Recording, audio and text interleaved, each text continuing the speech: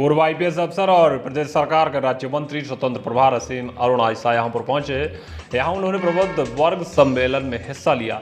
अफसरों और मंत्रियों के बीच तालमेल न होने के सवाल पर उन्होंने कहा कि अफसर और मंत्री प्रदेश सरकार के ही दो पहिए हैं। अफसरों और मंत्रियों के बीच में बेहतर तालमेल बहुत जरूरी है। उन्होंने ये भी कहा कि योगी सरकार में उत्तर प्रदेश के अफसरों को सबसे अच्छा माहौल मिल रहा है।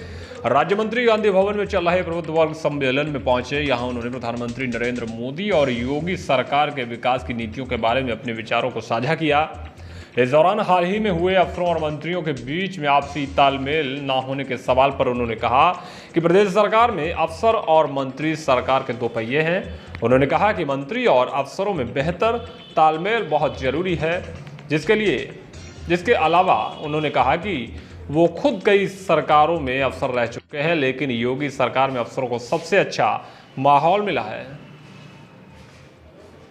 लोकतंत्र में सरकार के दोनों पहिए हैं, जो चयनित जनप्रतिनिधि जैसे कि मैं और उसके अलावा अफसर जो कि परमानेंट काम करते हैं, तो दोनों को मिल के काम करना है। और मैं समझता हूँ ये क्योंकि मैं दोनों में रहा हूँ तो मैं दोनों की कठिनाइयाँ भी समझता हूँ, दोनों की परेशानियाँ भी समझता हूँ।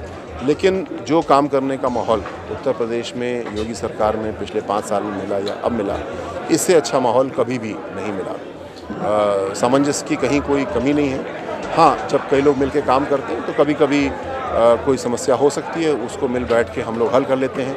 एक नई सुदृढ़ प्रक्रिया प्रोसीजर बना लेते हैं और उसे हल कर लेते हैं। जैसा कि हुआ देखा गया कि समाजवादी पार्टी ने भी क्रॉस वोटिंग की है प्रेसिडेंट चुनाव में, तो क्या मानते हैं कि बदलाव हो रहा है कुछ?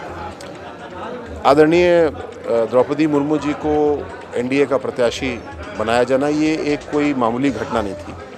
ये इतना महत्वपूर्ण संदेश हमारे आपके लिए है और हमें मिला।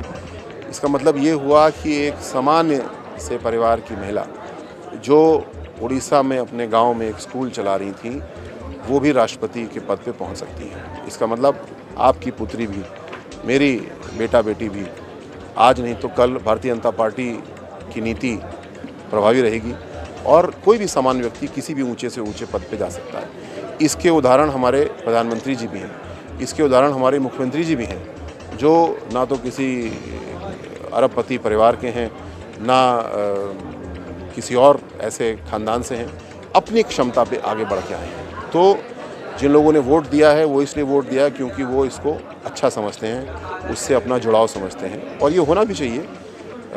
हमारी संस्कृति इसी बात की तो है कि एक समान से समान व्यक्ति भी सर्वोच्च पदों पे जा सके।